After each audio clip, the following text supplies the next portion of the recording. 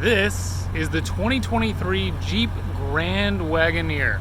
It is by far the most luxurious and really one of the most expensive Jeeps in history. We're going to give it a full review from the way that it drives, the way that it feels, the way the interior looks. So with that, let's get to it. To kick things off, let me put out a disclaimer. Jeep gave me this Grand Wagoneer for about a week to basically drive around like it was my own. And in that time, I learned a whole lot about this three-row SUV, including that it had an MSRP of like 114 grand. Now, if you're stuck in a place where you really can't watch a full video, I have a full written review over on Car Scoops about this specific vehicle, so by all means, go check that out. For the rest of you, let's take a quick look at the specs on this Grand Wagoneer. Under the hood is a twin turbocharged inline six that makes 510 horsepower, 500 pound-feet of torque. Now that's quite a bit more than the rivals at Ford and GM, $154,000 Escalade V-Series notwithstanding. This is a luxury SUV that aims to be kind of like the perfect road trip mall crawler, but it has a few real off-road chops as well. It has an air ride suspension with up to 10 inches of ground clearance. It can ford water up to 2 feet deep, and it has Jeep's Quadra-Track 2 system with an electronically locking rear differential, 2.72 to 1 low-range gear ratio, and multiple terrain modes for optimal traction regardless of what kind of terrible situation you've gotten your family into. No, it won't rock crawl like a Wrangler, but it might be the most capable full-size SUV on planet Earth. Now, all of that is great, but typically off-road capability comes with huge trade-offs on the road, right? Where the vast majority of even Jeep buyers spend their time. Of course, it's not supposed to be as sharp or good to drive as something like an Audi SQ7 or Mercedes-AMG GLS 63. Despite that, I came away pretty impressed. Now, let's take a look at the cabin before we get to the driving experience. So a quick rundown of the interior of the Jeep Grand Wagoneer. Pretty straightforward, simple steering wheel. It's got buttons on the back for volume and for switching track. Really simple controls. The driver assist works really well. It also has a number of other features. So you can change the way that the gauge cluster looks. You even have night vision, which will take a second, but it'll load up even during the daytime. There you go. Over here, the infotainment system, really straightforward, really easy to use. Nice audio feedback to let you know what's going on. It is a little laggy, you can see it's not the fastest thing in the world, but really straightforward. It tells you exactly what you're trying to do at any one time. There's really no confusion about what's going on. And this screen down here, also very fancy. We can turn on and off massage. We can just turn the screen off altogether and make it look real clean. This one only opens from the front to the back. The third row is incredibly luxurious as well. You've got power ports for both seats. These are power reclining as well.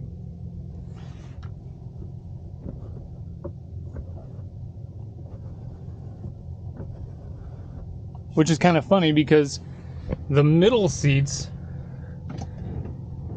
require physical adjustment only. Nice sunshade situation for the second row. You can see the panoramic sunroof. This is an incredibly comfortable place to spend time. So driving the 2023 Jeep Grand Wagoneer, I'll tell you right off the bat now, after having this thing for a week, being able to really drive it around and see what it's like on normal roads, on roads that I'm used to driving on,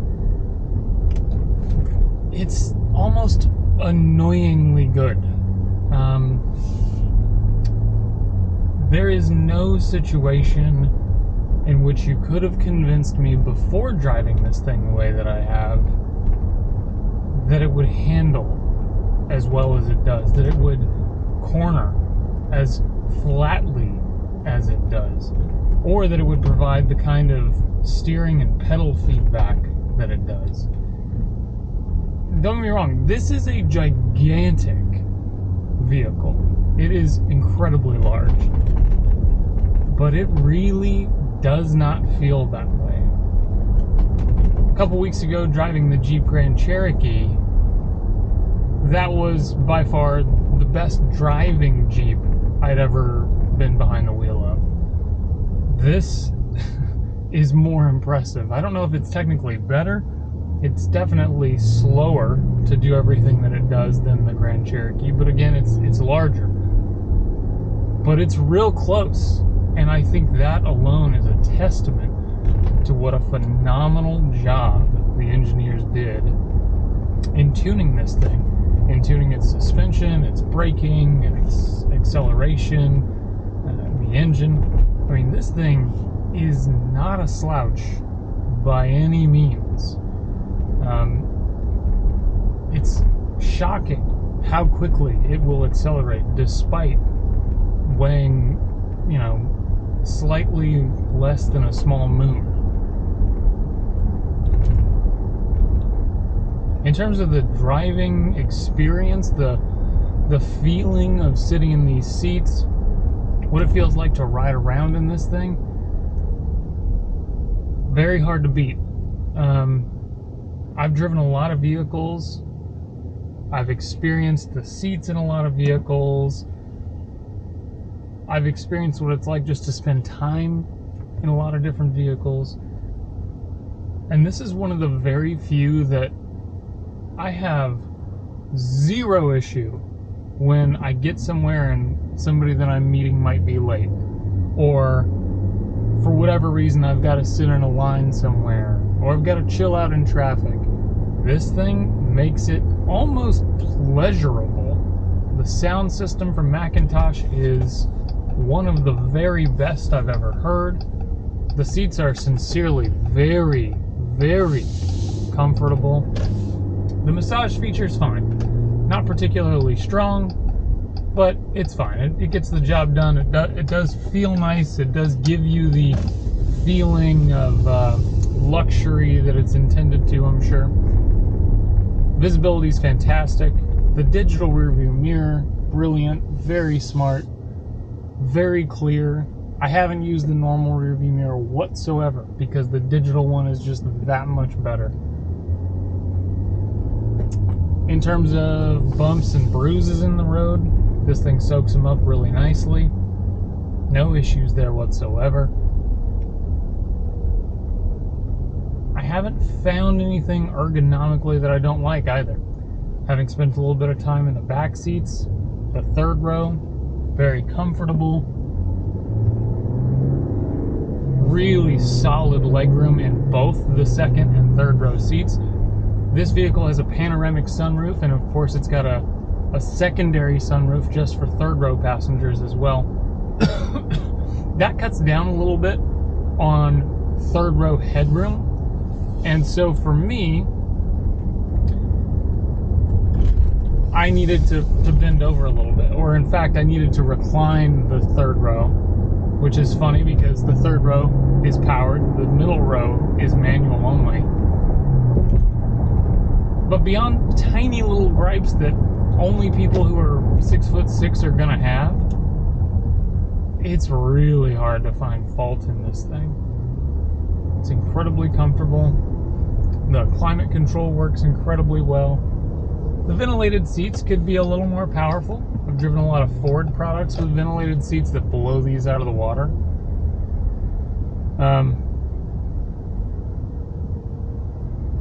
It's just really hard to complain about this thing. There are tiny things that are a little annoying here and there because of how high up I am in the seat.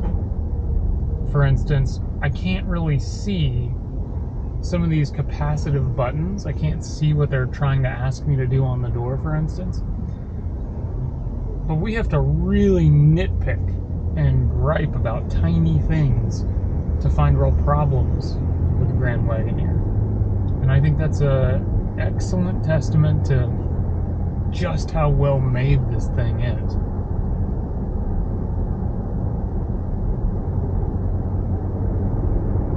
Now let's talk infotainment system. This is Uconnect, which is one of the better ones available across different markets today.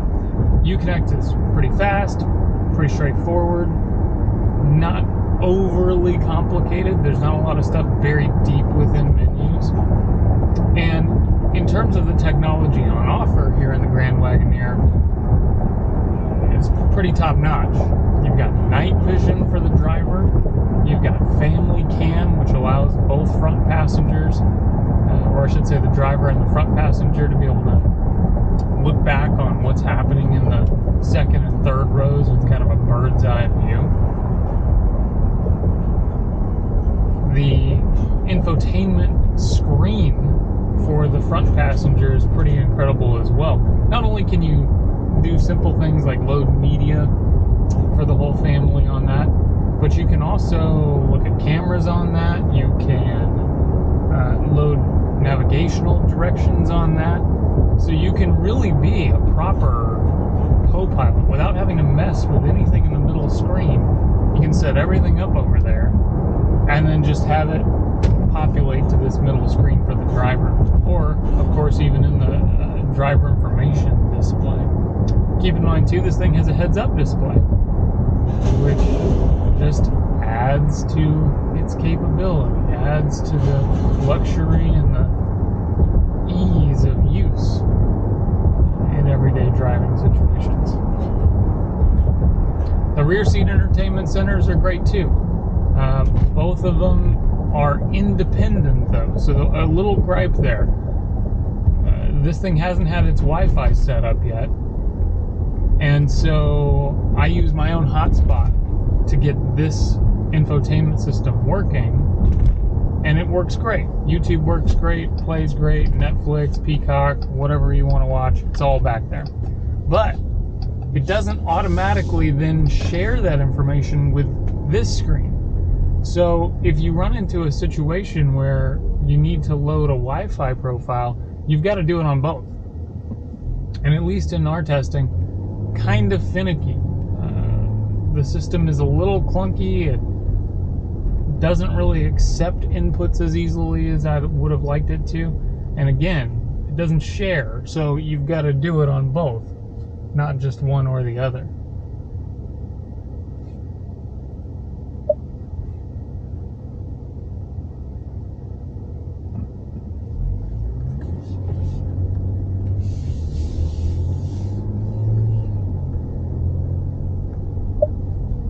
Overall, I think Jeep has knocked this thing out of the park. I think it's smart branding not to really put the Jeep logo itself too many places.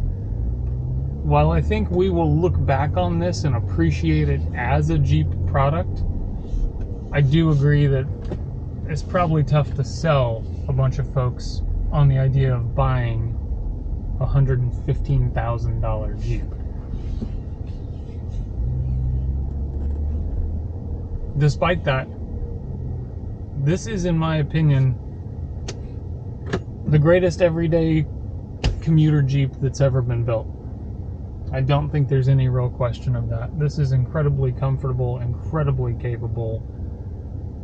It's very, very enjoyable to spend time in on the road. And while I didn't get a chance to take it off-road, the fact that it goes up as high as it does and has the locking center differential and rear differential, and I should say locking transfer case, tough to imagine what they're going to do for the next one. I think the next one's going to have to be styled even more like the old school Wagoneer. I think that's the only real maybe fly in the ointment, so to speak, about the Grand Wagoneer, is it doesn't really harken back to the old one in terms of its exterior styling. But I mean, come on, sit in this thing. You're not going to care what the outside looks like. It's also very easy to use. And I think the only other real rival for this is going to be something like a Cadillac Escalade. And I'll tell you right now, I don't think the Escalade really holds much of a candle to this thing. Yes, the infotainment screen, the dash might look a little more cohesive and futuristic, but in terms of functionally, I think this blows it out of the water. We got physical buttons for all the climate control, which is what most people actually really want. The passenger screen is amazing. The rear entertainment systems are fantastic. Powered third row reclining. USB ports, USB-C ports for everybody. It's so hard to complain about anything in this vehicle. Tons of space in the third row, tons of cargo space, even with the third row in place. And here's the kicker. Most people who own SUVs don't transport people very often. In times like this, where the Wagoneer is being driven around by a single person with nobody else in the back, it doesn't fall on its face. It's not a compromise. You're not stuck with something that drives like a drunken cow with a bad leg.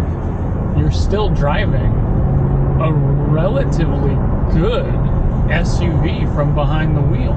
And I think that's kind of the X factor here, is there's no penalty. Of course, let's be clear, there shouldn't be a penalty when a vehicle is $114,000. It should be able to do almost everything. And I think this is probably the most well-rounded $114,000 SUV on sale right now.